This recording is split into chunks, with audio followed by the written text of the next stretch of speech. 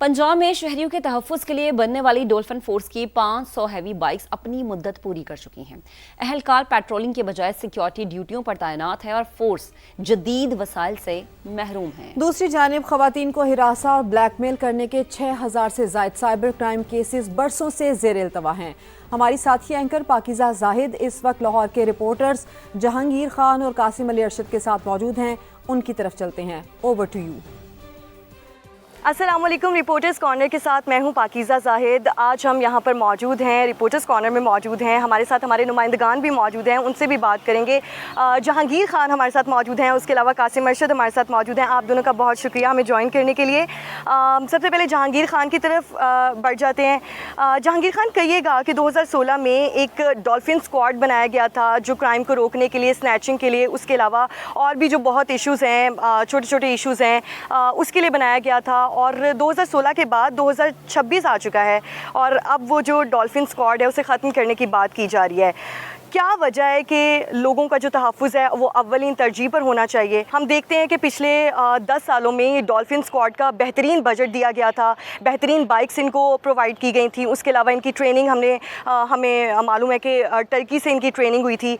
अब ये जो डॉल्फिन स्क्वाड है कहाँ खड़ी है इस वक्त और क्या मकसद है इसको ख़त्म करने का? क्या कोई इसमें मुश्किलात पेश आई हैं या कोई बजट की कमी है या कोई इनके पास एसेट्स नहीं हैं? हालात हैं वो शायद इस तरफ इशारा करते हैं कि आहिस्ता आहिस्ता ये प्रोजेक्ट जो कि अरबों रुपए की लागत से 2016 में बनाया गया था अब अपनी आखिरी सांसें ले रहा है। 13 अरब रुपए के फंड्स की मंजूरी 2016 में इस प्रोजेक्ट के लिए दी गई थी और वक्तन फवक्तन इसके लिए फंड्स जारी किए जाते रहे। बुनियादी तौर पर यह प्रोजेक्ट स्ट्रीट क्राइम से नबर्द आजमा होने के लिए बनाया गया था। तुर्की के मॉडल पर एक नई फोर्स तश्कील दी गई थी और तुर्की से ही इसके पहले बैच की ट्रेनिंग करवाई गई थी। पहले बैच में 700 जो रिक्रूट्स हैं उनकी ट्रेनिंग हुई, उनको 500 सीसी हैवी बाइक्स जो हैं वो दी गई और लाहौर में सिर्फ 500 हैवी बाइक से ये प्रोजेक्ट स्टार्ट किया गया और उसके बाद इसको वसअत देते हुए मुल्तान, फैसलाबाद, गुजरांवाला और दीगर शहरों में भी फैला दिया गया। अच्छा, अब 10 साल के दौरान हुआ ये कि आबादी बढ़ी, क्राइम का ट्रेंड चेंज हुआ, नए क्रिमिनल गैंग्स एक्टिव हुए, लेकिन इस फोर्स को अपग्रेड नहीं किया गया और नौबत यहाँ तक आ चुकी है कि अब जो इनके ज़ेर इस्तेमाल हैवी बाइक्स हैं वो अपनी मुद्दत मियाद पूरी कर चुकी हैं। बहुत सी बाइक्स नाकारा हैं और अब जो हुक्काम है उनका ये कहना है कि नई हैवी बाइक्स के लिए हुकूमत को दरख्वास्त कर दी गई है और ये भी कहा गया है कि जो ऑलरेडी वर्किंग फोर्स है उसको मज़ीद अपग्रेड किया जाए, नए गैजेट्स दिए जाएं।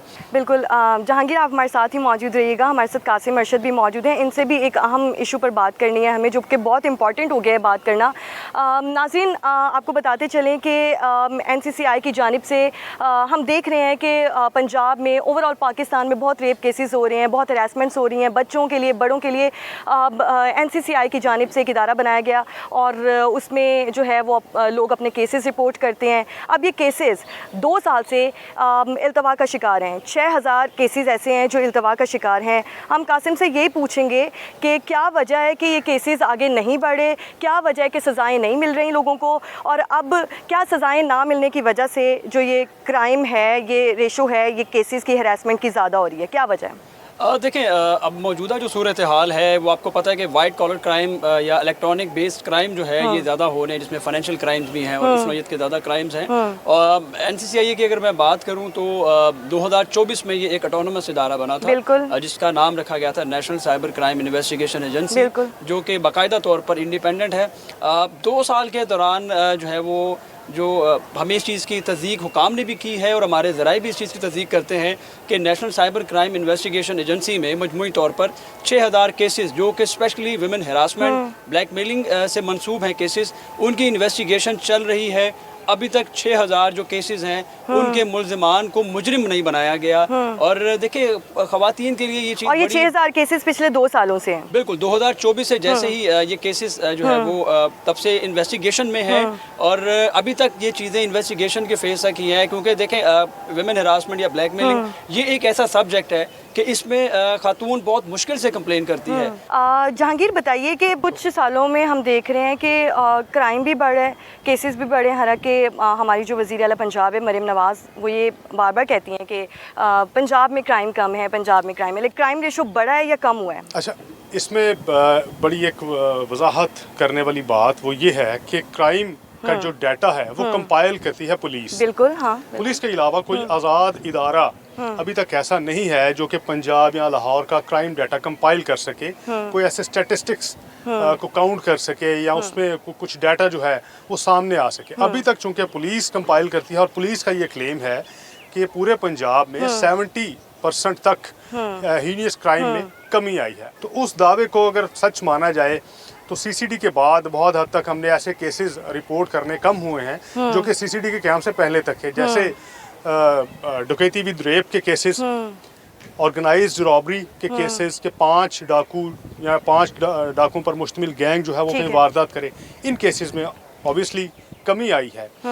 रिपोर्ट होना कम हुए हैं, ऐसे वाक़यात होना कम हुए। तो लेकिन ये नहीं कहा जा सकता कि मुकम्मल तौर पे पंजाब क्राइम फ्री है। कासिम, आप कहिएगा कि जैसे कि जहांगीर खान भी बता रहे हैं कि अब जो क्राइम रेट है, जो हरेसमेंट्स हैं, जो केसेस हैं, वो ज़्यादातर ऑनलाइन और सोशल मीडिया पर एआई और इसके थ्रू हो रहे हैं। क्या एनसीसीआई के पास एआई और डिजिटल फॉरेंसिक्स के लिए कोई बजट्स और टूल्स मौजूद हैं? देखिए, एनसीसीआई के पास स्टेट ऑफ द आर्ट जो है वो फोरेंसिक बाकायदा डिपार्टमेंट मौजूद है।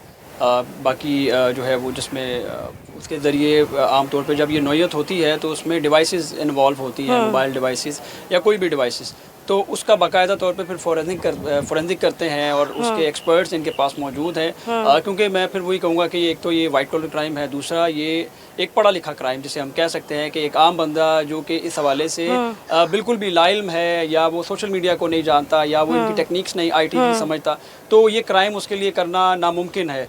क्योंकि क्राइम करने के लिए उसके एविडेंस वगैरह को भी जो है वो मिटाना ये इन लोगों की उसमें शामिल होता है, क्योंकि भी क्राइम का एक्सपर्टीज़ में शामिल होता है, जो उसका हिस्सा है।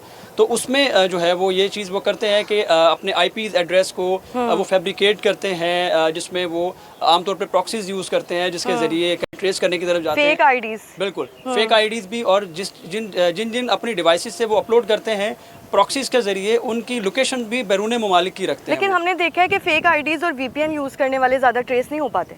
बिल्कुल, क्योंकि उसमें तो देखें ओरिजिन चेंज हो जाता है, उसमें मुल्क चेंज हो जाता है, उसमें ओरिजिन चेंज हो जाता है। बट ये है कि फिर भी इनके पास जो एनसीसीआई और बाकी जो इदारे हैं, क्योंकि बहुत सारे इदारे एनसीसीआई के साथ लिंक भी हैं इन्वेस्टिगेशन में या फोरेंसिक के अंदर, ये बाकी इदारों से भी हेल्प लेते हैं। ये है कि उसको आइडेंटिफाई करने के लिए जो भी जब एप्लीकेशन आती है, कंप्लेन होती है, तो उसमें डिवाइसेस ली जाती हैं। जहांगीर खान की जानिब बढ़ूंगी। जहांगीर खान, आपसे भी यही सवाल कि अब आवाम जो है अपनी सिक्योरिटी के लिए, अपनी प्रोटेक्शन के लिए 15 पर कॉल के अलावा कहाँ पर कॉल कर सकती है या किस इदारे को बता सकती है कि फौरी वो अब अमल दरामद किया जाए और फौरी आ जाएं पुलिस? अच्छा, इसमें जो क्राइम के हवाले से मेन हेल्पलाइन तो पंजाब की 15 ही है। वो डायरेक्टली सेफ सिटी के साथ कनेक्ट करती है। अब उसमें डिवीजन्स इस तरह से कर दी गई हैं कि अगर किसी खातून को कोई शिकायत करनी है टॉर्चर से मुतालिक, डोमेस्टिक वायलेंस के बारे में, डिजिटल वायलेंस के बारे में, तो वो डायरेक्टली उनकी जो कॉल है मुतासरा खातून की वर्चुअल वुमेन पुलिस स्टेशन जो सेफ सिटी के अंदर ही कायम किया गया है। Specific number? हाँ, नहीं 15 पे कॉल करेंगे। जब वो खातून से बात करेंगे कि विक्टिम खातून है तो उसकी कॉल ट्रांसफर कर दी जाएगी वर्चुअल वुमेन पुलिस स्टेशन को। और अगर देखा जाएगा कि विक्टिम कोई बच्चा है तो उसकी call virtual centre for child safety को मुंतकिल कर दी जाए। मेन इसलिए 15 ही हेल्पलाइन है पंजाब में कॉल की। अमूमी तौर पे लोग रेस्क्यू 1112 की कॉल कर देते हैं, लेकिन क्राइम है अगर तो उसकी कॉल ऑटोमेटिकली फिर पुलिस को ही जाएगी और वो केस पुलिस ही टेकअप करेगी। साइबर क्राइम की का हवाले से अलग से हेल्पलाइंस कायम की गई हैं जिसके बारे में कासिम ने भी बड़ा तफसीलन बताया। लेकिन अगर क्राइम दूसरी नौइयत का है जिसमें ऑर्गेनाइज्ड क्राइम है, हर्ट के केसेस हैं, रॉबरी के केसेस हैं, क्राइम अगेंस्ट प्रॉपर्टी है, क्राइम अगेंस्ट पर्सन है, तो वो हेल्पलाइन पुलिस की 15 ही है।